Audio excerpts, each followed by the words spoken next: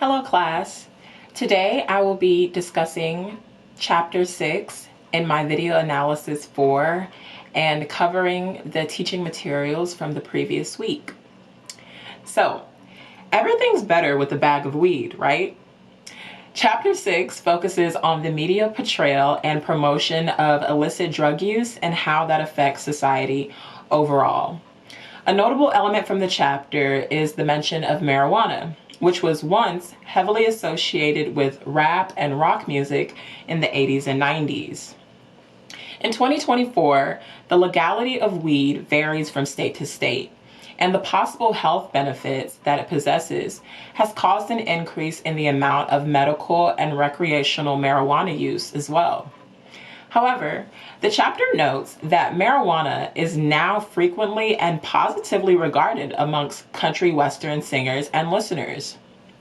I think there is something to be said about societal stereotyping and its attitudes towards certain demographics and how this can cause perception bias.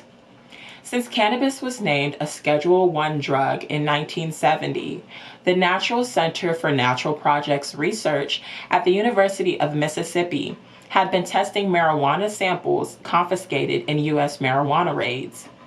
In agreement with popular belief, today's marijuana is 57 to 67% more potent when compared to samples from the 70s, according to Leafly.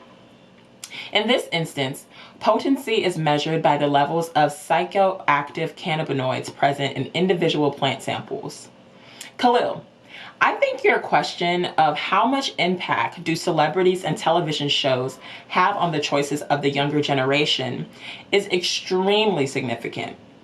While marijuana is scientifically more potent today, the stigma associated with its use has decreased largely in the media, as genres like rap have become more mainstream and a major part of popular culture, therefore making it more socially acceptable as well. In the past decade, the legal status of marijuana has changed dramatically. Beginning in the 1970s, the majority of cannabis consumed for recreational use was imported illegally from source countries. Today, in specific states, cannabis can be sourced from dispensaries, and even in select stores where the substance is illegal, products with low doses of THC and cannabinoids can be purchased. Aliyah, I think your choice to discuss a very accessible yet often forgotten about drug such as inhalants was a commendable decision. The video from the movie 13 that you provided could seem very disturbing or even exaggerated to some people. However, the effects of inhalants are very real. In my personal experience, I have been in party environments where I have witnessed the use of inhalants such as whippets. Whippets are small canisters of nitrous oxide or laughing gas that are used for recreational drug use, but it is actually intended as an aerosol charger for whipped cream dispensers. This easily accessible inhalant is widespread among adolescents and young adults. According to the Substance Abuse and Mental Health Services Administration, in 2015, around 684,000 adolescents in the United States used inhalants such as whippets. Although the substance nitrous oxide is safe for medical use, it becomes dangerous once used as a recreational drug.